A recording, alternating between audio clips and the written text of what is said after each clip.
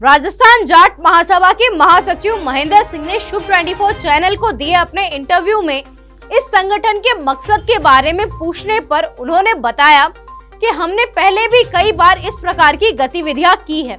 जाट समाज के सामने बहुत सारी चुनौतियां हैं।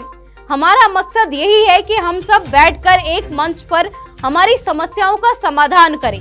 बीरबल गुवाहाटी से इस बारे में जब बात की तो उन्होंने कहा कि हमारा क्या उद्देश्य है, ये जाट समाज के बच्चे बच्चे को पता होना चाहिए। सरकारी नौकरियों में ओबीसी का बहुत बड़ा नुकसान हो रहा। सरकार द्वारा 21% की घोषणा करने के बाद भी हमें 6% कोटा भी नहीं मिला। सरकार में चाहे कोई भी पार्टी हो, हम उनको अपनी ताकत का एहसास दिलाना चाहते हैं। सरकार की कुछ बातों से यह लगता है कि वह हमारे साथ भेदभाव कर रही है। हम चाहते हैं कि हमारा ओबीसी आरक्षण तेजाजी बोर्ड गठित कराना, वे अन्य कई मांगे मंगवाना, यही हमारे इस महाकुंभ का उद्देश्य है। हम लोग इस बात पर भी विचार विमर्श करेंगे, हमारे साथ ये भेदभाव क्यों किया जा रहा। हमारी जाति का कोई भी व्यक्ति राजनीति में उस पद पर नहीं आ सका है। हमने प्रदेश स्तर पर कई कमेटियां गठित की है। इस महाकुंभ को लेकर हमारी बहुत अच्छी तैयारियां हैं। आने वाले लोगों के ठहरने और खाने के इंतजाम के बारे में पूछने और बलवीर सिंह चौधरी ने बताया कि पिछली बार 23 साल पहले भी हमारे यहाँ यह आयोजन बहुत सफल हुआ। उस समय हमें जो आरक्षण दिया गया था उसमें अब लगातार कटौती की जा रही। बिहार की तरह हमारे राज्य में भी जनगणना कराई जाए। एक सवाल के जवाब में उन्होंने बताया कि हमारा कोई राजनीतिक उद्देश्य नहीं है। हम 151 आदमियों की एक कमेटी गठित करेंगे, वही इस बात का फैसला करेंगे कि हमें कौन सी पार्टी को वोट देना है। आज हम आए हैं जाट महा आंदोलन जो अभी जाट महाकुंभ जो आ रहा है अभी, उसके आयोजन समिति के ऑफिस में, और यहाँ पर हम लोग अलग अलग व्यक्तियों से पूछते हैं कि वो इस सभा में या इस आंदोलन में उनकी क्या योगदान है और आने वाले समय में उनकी तैयारियां कैसी हैं। तो मैं सबसे पहले महेंद्र जी से बात करता हूँ। मैं महेंद्र सिंह, मैं राजस्थान जाट महासभा का महासचिव संगठन और कोर कमेटी का सदस्य भी हूँ महाकुंभ के। इस आयोजन का मकसद क्या है? देखिए, जाट समाज राजस्थान का बहुत बड़ा समाज है और खेती करता है। तो पहले हमने 100 साल पहले महाकुंभ किया था। उसके बाद में 1999 में हमने एक आरक्षण की व्यवस्था आई, तो आरक्षण के लिए हमने आंदोलन किया। तो उस वक्त जयपुर में एक बहुत बड़ा आयोजन किया था। उसको काफ़ी साल हो गए, तो हमने सोचा है कि समाज के सामने बहुत सारी चुनौतियां हैं और समाज को एक बुला के, एक मंच पे बुला के, और हम जो उनको एक विचार विमर्श करें समाज की समस्याओं का, सामाजिक सामंजस्य का, सामाजिक संगठन का, और समाज के सामने आरक्षण की और बहुत सारी समस्याएं हैं उन पे विचार विमर्श करें। इसी उद्देश्य से हमें इसका आयोजन कर रहे हैं महाकुंभ का। मैं बीरबल जी जो हैं, बीरबल गोवा जी जो आयोजन समिति के सदस्य भी हैं, मैं उनसे जानना चाहूँगा कि क्या क्या तैयारियां हैं और कहाँ किस स्थल पे ये काम होने वाला है। जाट महाकुंभ पहले से उद्देश्य महेंद्र जी ने बताया है। इसका हम क्यों कर रहे हैं, ये प्रत्येक जाट के बच्चे को पता होना चाहिए कि भाई इसका उद्देश्य क्या है। तो हम जाट महाकुंभ इसलिए कर रहे हैं कि अभी पिछले काफ़ी टाइम से ओबीसी की भी संख्या, गवर्नमेंट की इतनी वैकेंसी निकली, समय ओबीसी का बहुत बड़ा नुकसान हो रहा था। तो हमारा 21% आरक्षण राजस्थान गवर्नमेंट ने दिया था। उसमें भी जो भी वैकेंसी निकली, जैसे सूचना सहायक, Rajasthan police, RPS, UPSC, RPSC, तो उसमें भी ओबीसी का आरक्षण 6% भी नहीं मिला।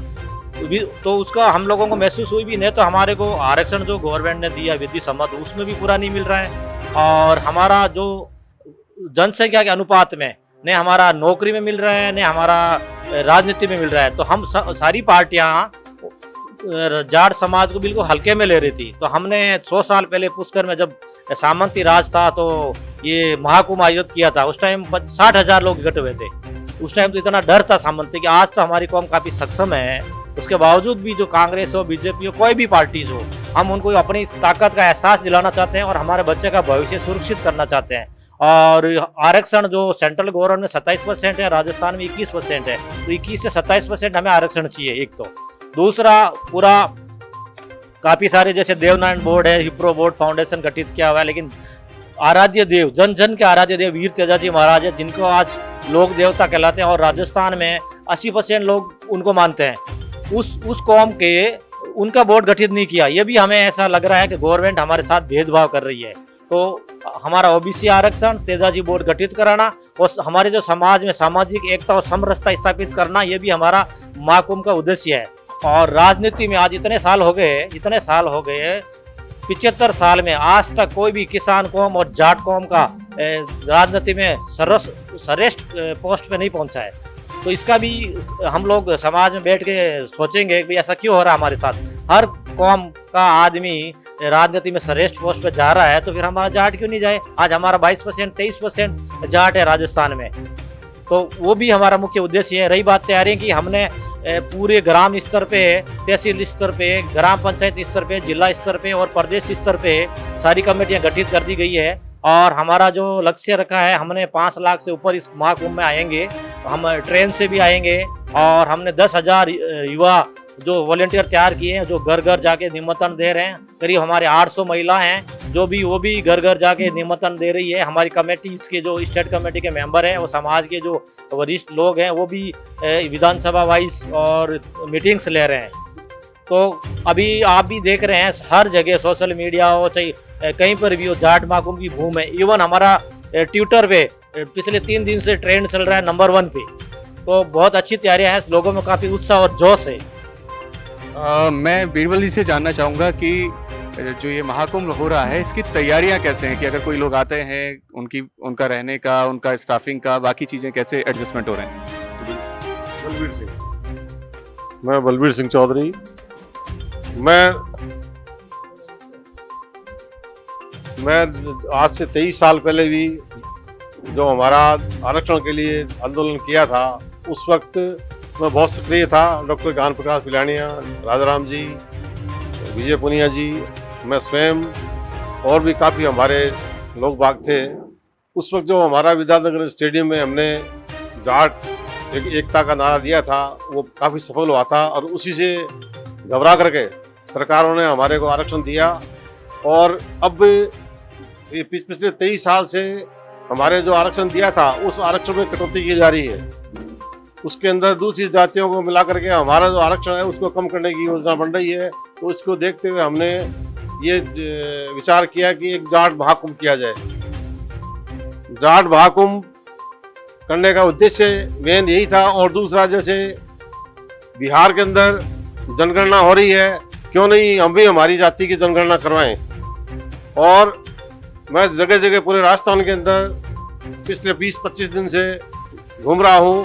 राजाराम जी और टीम हमारी जो है वो काफ़ी जगह जा रही है, वहाँ पर काफ़ी उत्साह से लोग हमारा स्वागत कर रहे हैं। और ऐसा लग रहा है कि 5 तारीख को, जैसा कि हमारा पहले आरक्षण के वक्त 23 साल पहले जो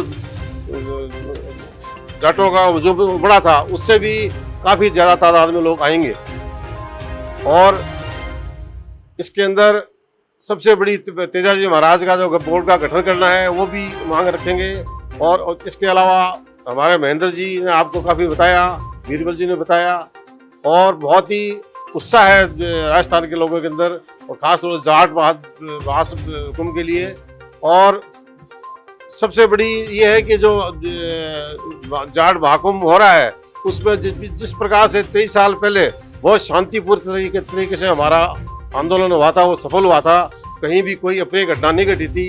वही हमने अभी भी ये अपील की है कि जितने भी लोग हमारे आएंगे वो बिल्कुल शांतिपूर्ण तरीके से सारी चीज़ सुनेंगे। जो भी हमारे बुजुर्ग लोग हैं, जो भी अच्छे नेता हैं, वो बताएंगे कि साहब ये गठन करना है, ये काम करना है, तो उसी हिसाब से सारा का सारा सब प्रोग्राम करने की योजना हमारी बनाई है। धन्यवाद। ये जाटों को इकट्ठे करने का एक मंच के साथ साथ एक चुनौती भी है कि उनको कैसे सारे लोगों को एक साथ एक मंच पे लाया जाए। और इसका कोई राजनीतिक उद्देश्य भी है कि अब 2023 में चुनाव भी आने वाले हैं, तो क्या इसका कोई राजनीतिक उद्देश्य भी? इसका कोई भी राजनीतिक उद्देश्य नहीं है। हमने सभी पार्टियों के लोगों को न्योता दिया है, जो भी हमारे जाट समाज के वरिष्ठ नेता हैं, अध्यक्ष पार्टियों के सभी हमारे जितने भी जाट नेता हैं, उनको हमने दिया है। कोई राजनीतिक उद्देश्य नहीं है, लेकिन हम एक ही सबसे बड़ी इसमें योजना बनाएंगे कि हमारी एक कमेटी बनेगी मीटिंग के दिन 5 तारीख को हम लोग 151 आदमियों की कमेटी बनाएंगे। वो 151 व्यक्ति जो हों वही फैसला करेंगे कि साहब कौन सी पार्टी को हमारे को वोट डलवाने हैं या नहीं डलवाने, जो हमारा जो है जाति का जो है वो हमें फायदा दिलवाए बस।